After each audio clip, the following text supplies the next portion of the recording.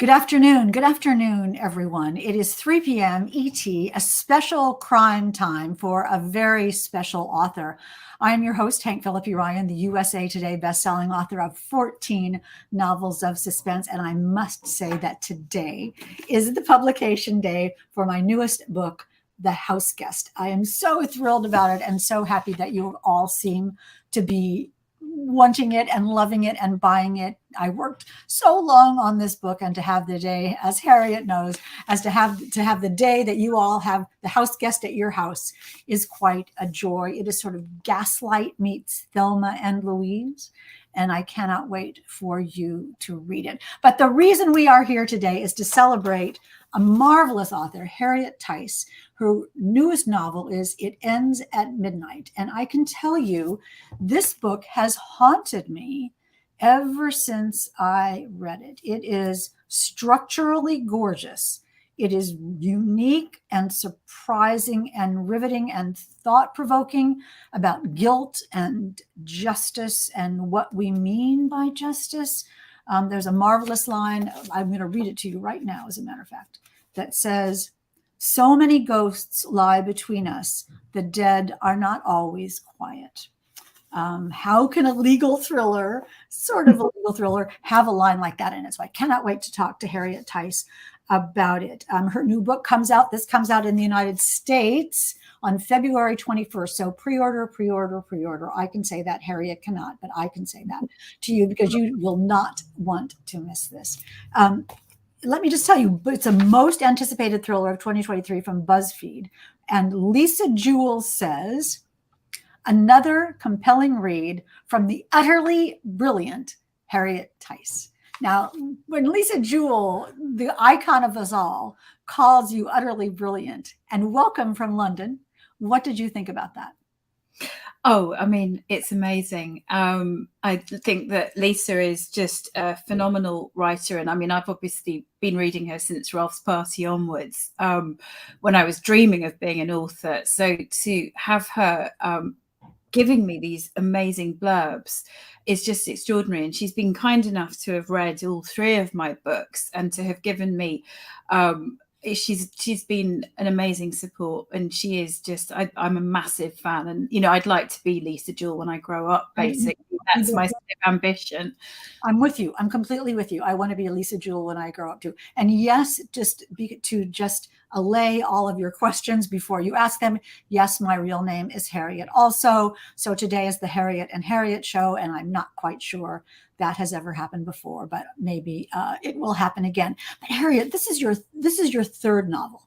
And the first two were so wildly successful. And now this one is a Sunday Times bestseller, which is amazing. It's not amazing, but it's wonderful. It's not surprising, but it's fabulous. What's the pressure when you come out of the gate with Blood Orange, just killed it, and then went on to write another fabulous book? How is it with the third? What is that? I have to say, actually, the third one has been easier than the one that was terrible. Was the second one. That was the one that was, because I mean, when I wrote Blood Orange, I was doing a master's. I was within a very kind of confined space, and I thought that there would be maybe 15 readers if I was lucky. So that was written in blissful ignorance, and it was great fun. And then I started to become aware of the concept of readers, and then the expectation built. And then I made the mistake of reading some of my reviews on Amazon, which is a bad thing to do, and I have learned. So as I wrote the second book, I had a lot of feeling of people sitting on my shoulder saying, "Oh, we don't like the character. Oh, we don't like this. Oh, we don't like that." And so in a way, I found that I was almost writing sort of reactively, and I was trying to preempt people not liking it. So I was trying to make the characters likable, all of these things, because I was trying, I was writing for an audience, which actually I don't think is a very smart thing to do. I think you have to write for yourself.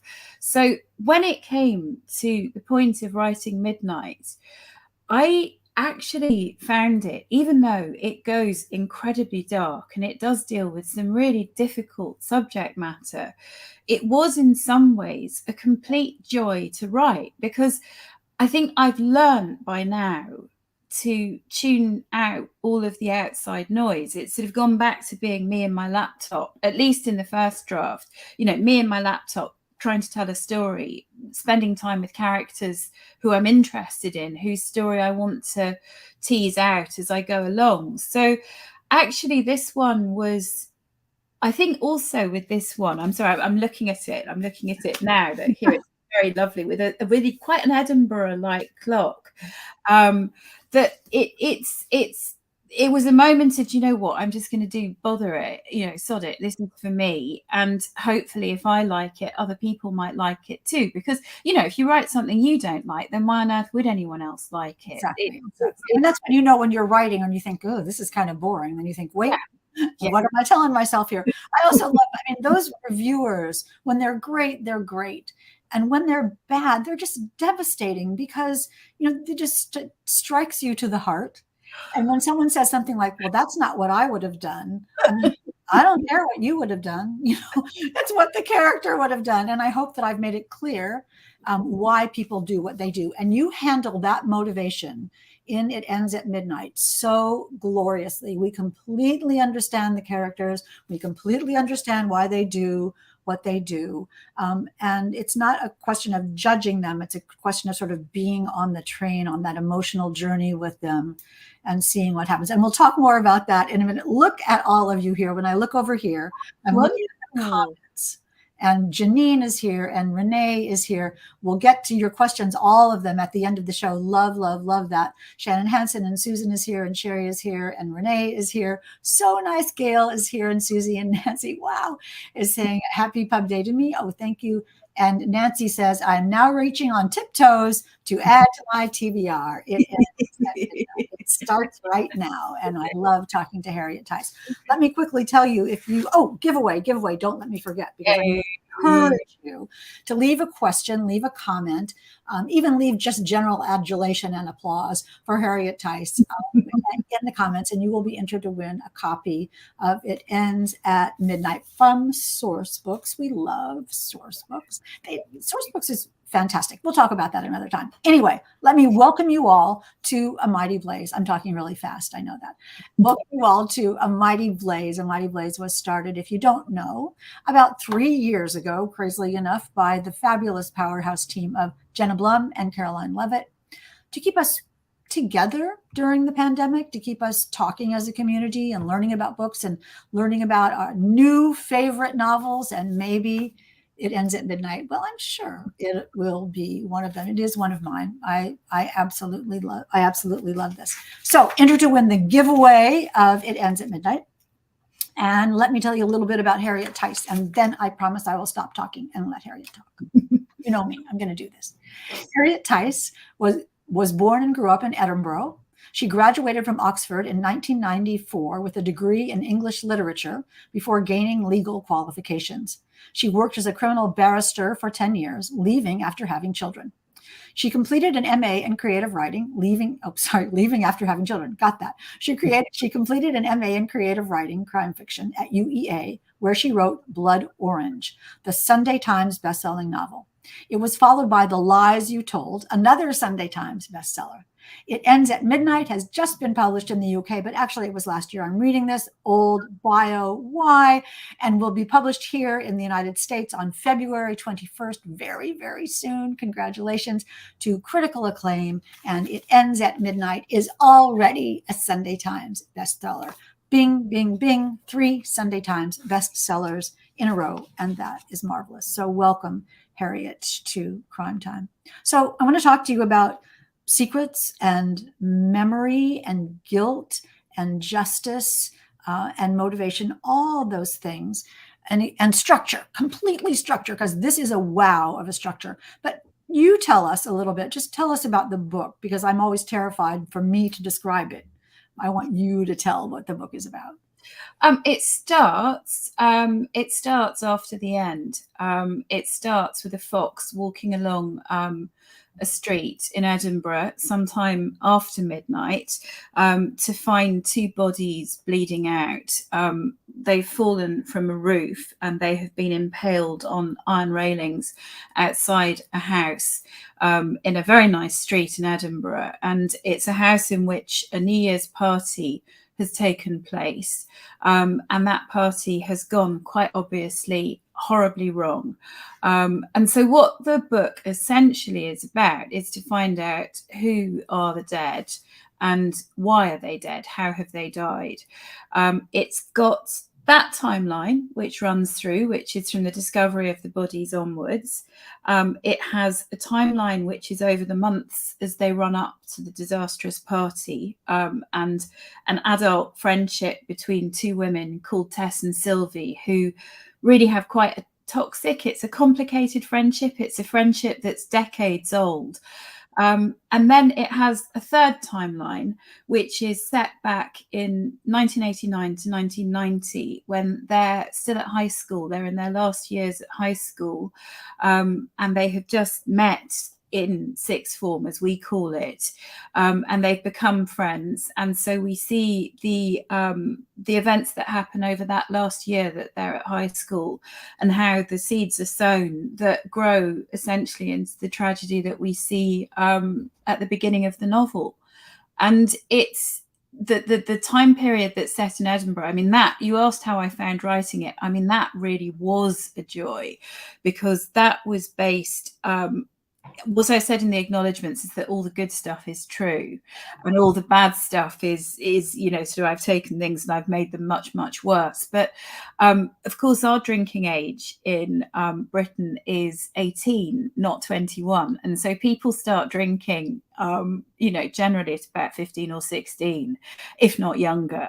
And you can get served in pubs really quite easily. At least you certainly could in the late 80s, early 90s. You could get served in pubs as a 16-year-old, 17-year-old. And it was amazing. I mean, Edinburgh is an amazing place anyway, beautiful architecture. But as a teenager, going around the pubs, everything's within staggering distance from each other. There's nightclubs playing indie music.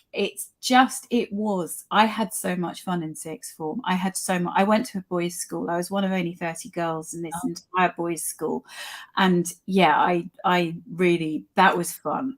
And some of those experiences translated themselves onto the page. Let's get a little bit of those things, because the idea of female friendship is so fascinating and studied in such depth and sort of cultivated in such depth and examined. Also power, you talk about you being the only woman in a boys' school, girl in a boys' school, and that dynamic too is throughout. Let's talk about female friendship first, sort of when it can be toxic and when it can be reassuring, when it can be enabling and when it can be dangerous. Why do you take that as a topic? I mean, I love it, but why do you take that as a topic? It is fascinating. I mean, I have friendships, some of which go back to, when I was 5 years old, people I've known from school from the beginning. I've just turned 50, and I become more and more conscious of the years as they go by, and of the fact that, there are people there who I've known for over half my life. And some of those dynamics are hugely positive. Some of them are hugely negative. And that's within the same friendship even, because, just as if you're married to someone for 30, 40 years, it's going to change, it's going to evolve. There'll be ups, there'll be downs. And with friendship, everything you do at different times and at different. So, while one of you might be happily married and having children, but feeling really frustrated about the end of their career, the other will be single and childless, but blazing ahead with their career.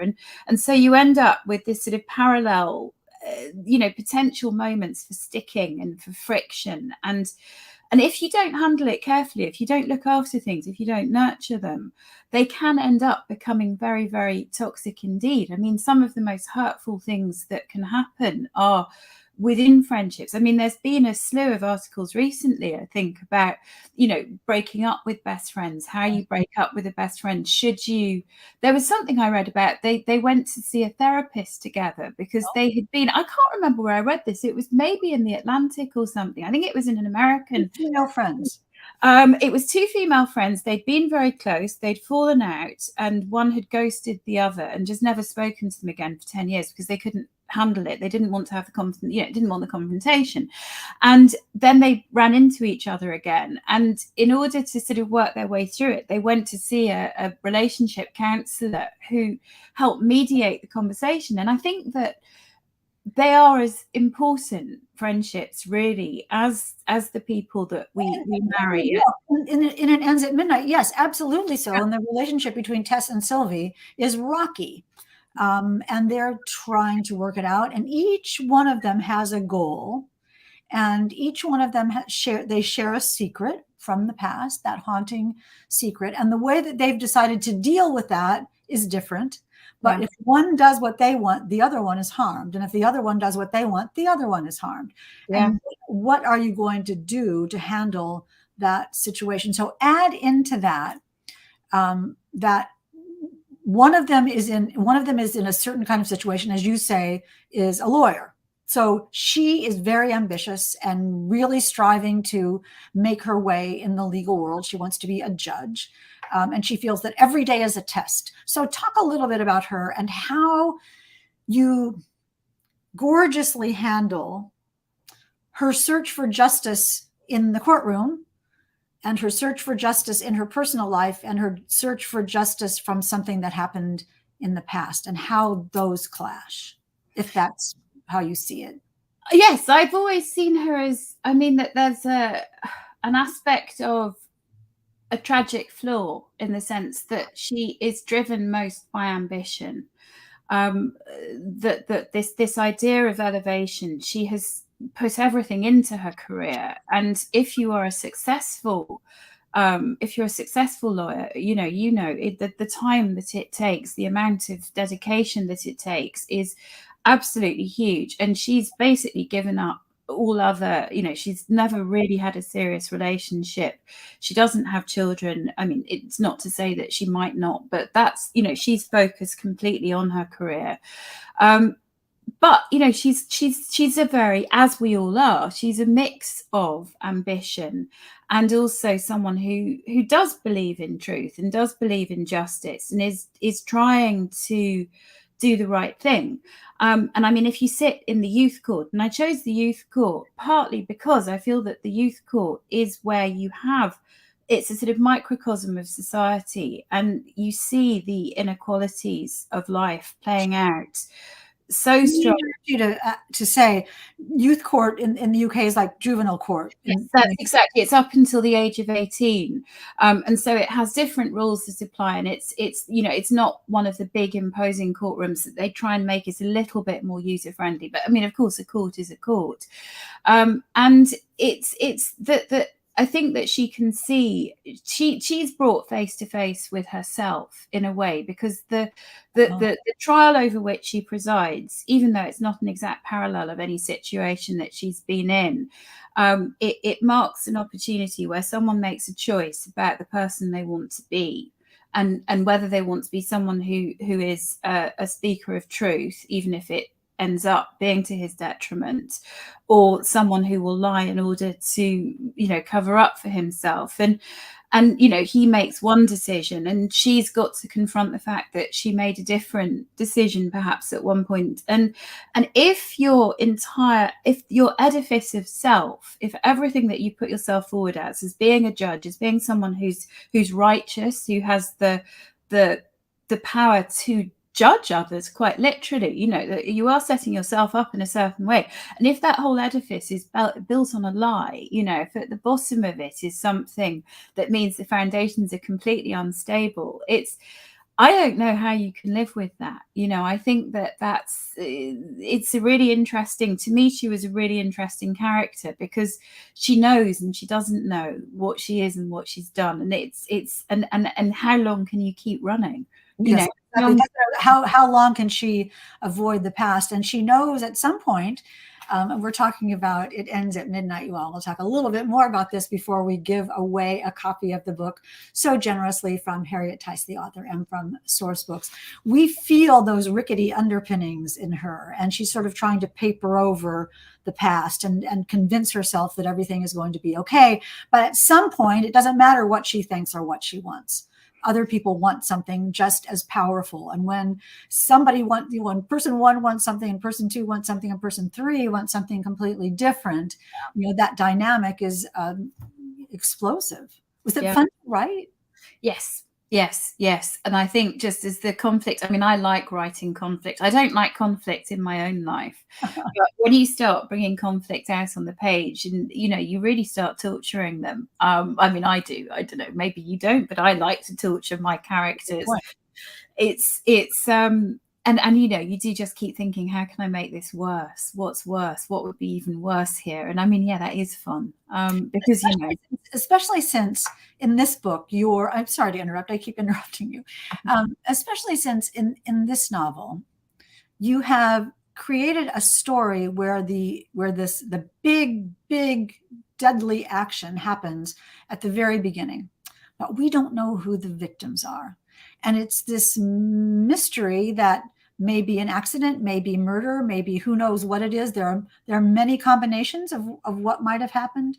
And then you take us back to let us understand why it happened and let us decide whether it's what should have happened or how we would have designed it. This structure is so elegant and so perfect. It's complex, but it's not complicated. It's so easy to understand. Did you start out with that devastating first chapter always? No, talk about that. Not the. I had the two. I had the build up in the last sort of few months before the party, and I had the historical. And I didn't know how I was going to bring in. I knew I needed to bring in the bodies, and I knew I needed to keep the bodies and the reminder of the bodies going throughout it. And that took a while to work out how to do it, because I was sort of debating whether I should have, should it be a police officer? Should it become a police investigation? But then I thought that would be adding a layer of, I wasn't really interested in what happened afterwards, because justice, to my mind, had already been done, in one way, if not another. And I didn't want to have to introduce a police officer, because then, of course, you've got to, that's a whole new different layer of characterization, and it wasn't that novel. And I was thinking it should be, some newspaper articles or news flashes or, lots of different media. And this is, I don't know if you're aware of a song that was quite big here, and it's absolutely ridiculous, but it's a nonsense song, which is called "What Does the Fox Say?" Oh, sure. And well, that was it. Now I'm going to be singing. It's an awful earworm. But it came up on, I think it was, I must have been going through TikTok or something, and it came up, and I suddenly looked at myself, and I was like, "What does the fox say?" And then I just had this image of a little fox padding along, and there being blood. Because, of course, and we've got lots of foxes in our back garden in London, because we've got lots of, there's lots of urban foxes in London, and they scream all the time. They make these terrible, terrible noises. It's like someone's being murdered every night. But it's actually they're getting jiggy with it, and it's a bad noise. But then the fox, and what did the fox say, and what the fox saw, and it sort of went from there. That it was, that bit was really good fun. It's chilling, and it's mysterious, and it's really unusual. We're talking about the beginning of It Ends at Midnight, which is sort of the ending of the book, but it starts at the beginning. And you, the reader, Sherry Steuben, says, "I remember that song." Thanks. Aren't you lucky that we reminded you of that? It's so carefully and cleverly structured, with the end at the beginning and the end at the end as well, when all is revealed. Now, we don't know, and we're being really careful, you all. You don't even know how careful we're being with this. Doing my best. When you sat down to write, did you know who the bodies were? Hilariously, it changed between the first draft and the second. Oh. Totally switched. It was really funny, because I had it the other way around. in fact, both of them the other way around.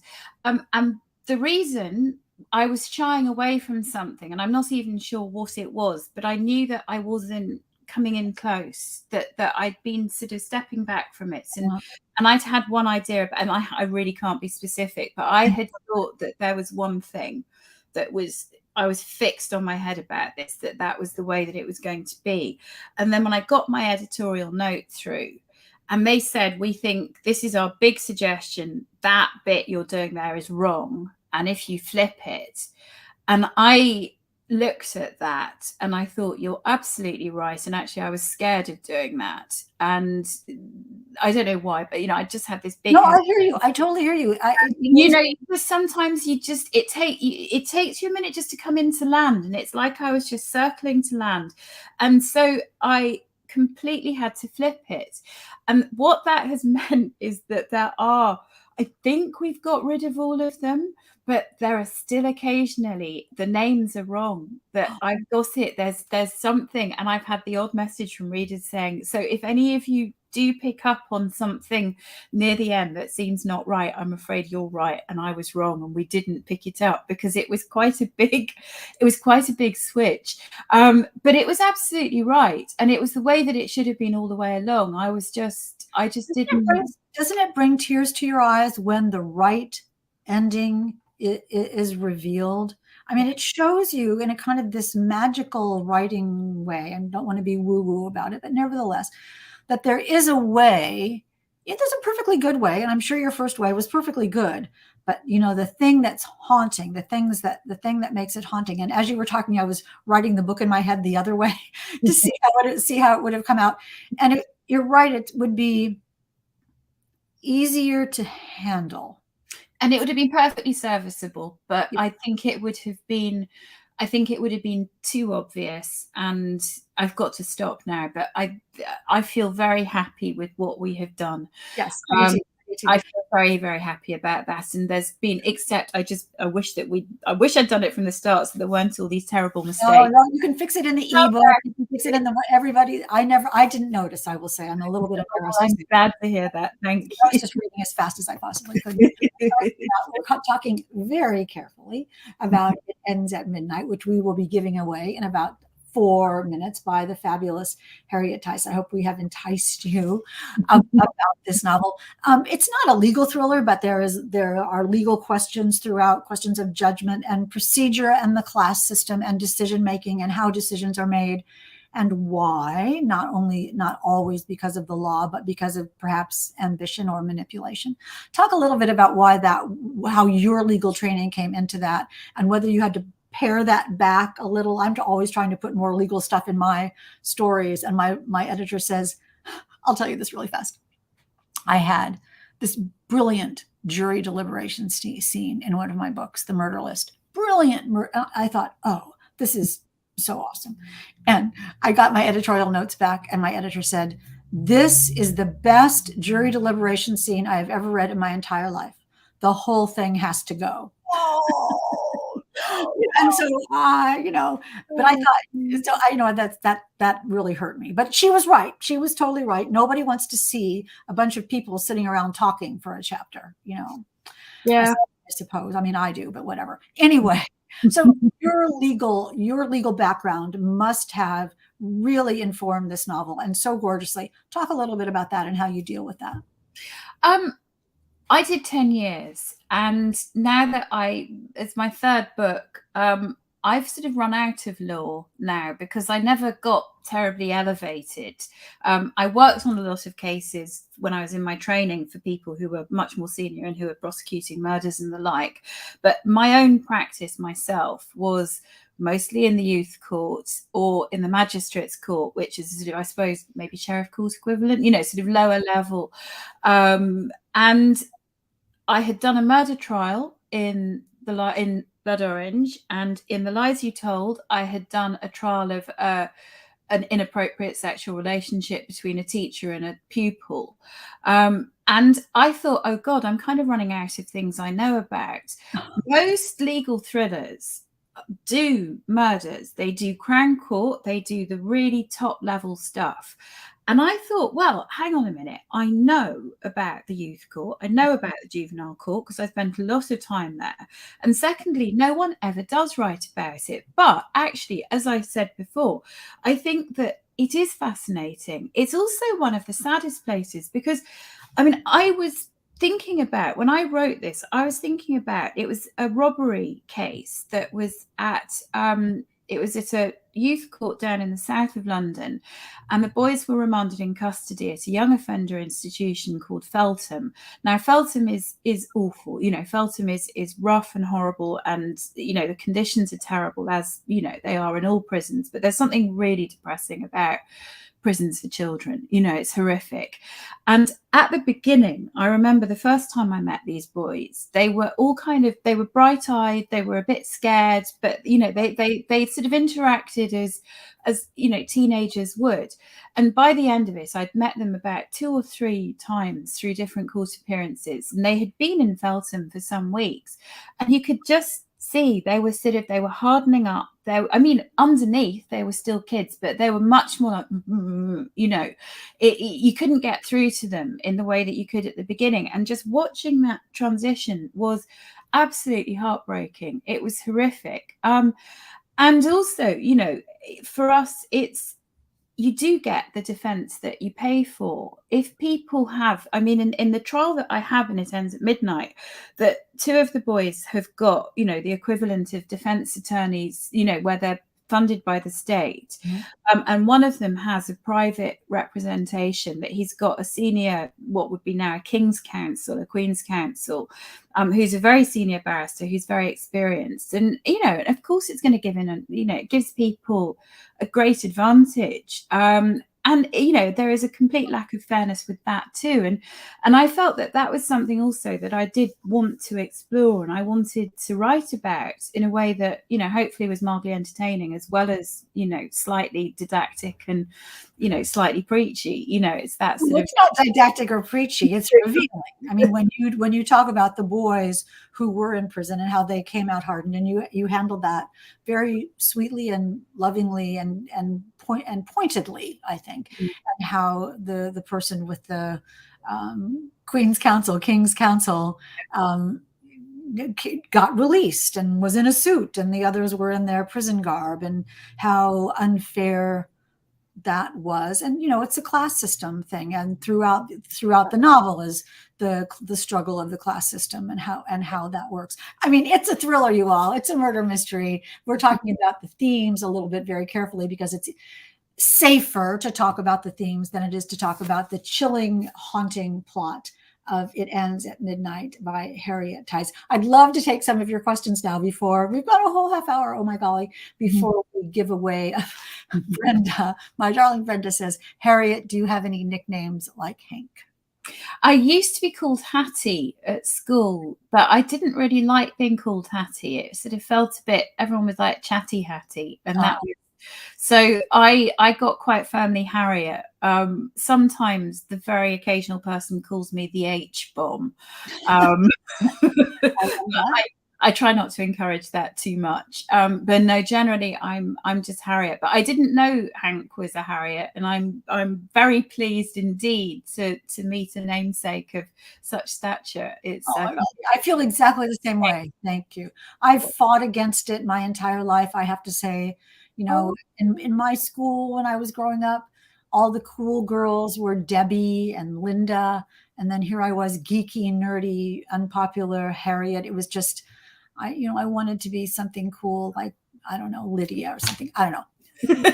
Can I just say, my middle name is Hilda. So frankly, you know what? Harriet seemed like it was quite good in comparison. Yes. I will restrain myself from commenting on Hilda, which I'm sure has a ancestral meaning and is a perfectly good name, but for a dog. Not even a dog. Well, once people start giving you nicknames, then it's bad. So Chatty Hattie is, you don't want to be Chatty Hattie. That's for sure. Anyway, we'll just fast forward through the name thing. Sherry says, do your books have different covers in different markets? Not well, depending on the market. Yes. I mean, Blood Orange has been translated into 27 languages, which is phenomenal. And the covers, I get different ones. And actually, I don't even get sent them because I used to get sent them, and then COVID meant that, delivery stopped. And so I see them on Instagram, and some of them are absolutely amazing. Between the US and the UK, we've stuck to the same covers. But I have different covers also with paperback and with hardback. In fact, I can show you. I'm just going to reach over here. Sorry. That this is the paperback cover of that we have here. Sorry, I think it's gone backwards because I'm mirrored, but it's a lovely bright yellow, which I find quite cheerful. But I do love, if you hold this, it's a different book altogether feeling, doesn't it? But they both I think they both sort of encapsulate, the essences of it. But this does look like a sky at night in Edinburgh, and it looks like the sort of clock that I used to see out of my bedroom window. So I have a particular attachment to this cover. But I mean, it's just so lovely to see, any of the pictures turning up on Instagram. You're always, you'll know this, Hank. It's just always such a sort of, oh, look at that. Isn't that gorgeous? And the other one, read the cut line at the top of the yellow book. So that's sort of add out brief candle. Oh, and this was clever. 3 friends, 2 bodies, and a party to die for. There you have. I mean, who isn't going to pick up that book? Who is not going to pick up that book? That is marvelous. Okay, let's take one more question. It Ends at Midnight is incredible. The title, says Renee. Did you pick the title? Amazingly, this was one of mine, but only after quite a lot of deliberation. I had called it Fireworks all the way through, because in my head it was just fireworks, and I was having a whole load of clever ideas about the different chemicals that make up the different. I don't know how that was going to fit in, but I spent a lot of time researching fireworks, because of course it's a New Year party, and the big thing in Edinburgh is on Hogmanay, New Year's Eve, when it turns midnight, there's a huge firework display that takes place over by Edinburgh Castle. So it was going to be called Fireworks, but nobody else liked that, which was very, very sad. And then I did a brainstorm with my editor about all the different things. And then he said the things they were thinking about he had in his head. He had countdowns, he had midnight, he had, I think there were a number of different phrases. And so I sat there and I wrote a list of everything I could think of and every phrase I could think of that came into my head. And about 2/3 of the way down was It Ends at Midnight. And they wrote back to me and they said, we love It Ends at Midnight. And I was like, oh, is that one of mine? And I checked and I was so pleased to see it. So yes, but it did take a while. I mean, they're not easy titles. The obvious one does not always present itself until very, very late. So but it's right when you get it. Margaret in the control room is asking, is Hogmanay in this? And that was a new term for me a couple of years ago. So tell people what Hogmanay is. Hogmanay is the name in Scotland for New Year's Eve, because in Scotland, when it was under the governance of John Knox, and it was a very Presbyterian, very Protestant country, Christmas was not celebrated because, Puritans didn't like celebrating Christmas. So all of the celebration was saved for the new year. And so, Scottish New Year is a huge and very, it's the biggest party. And in Edinburgh, I mean, even back when I set the book in 1989, 1990, you would have tens of thousands of people. Now, or at least pre-COVID, you have hundreds of thousands of people descending on the centre of Edinburgh. They've turned it into a great big, they sort of fenced off the whole of the centre, and you have to have an armband to get through so that you can go to the party.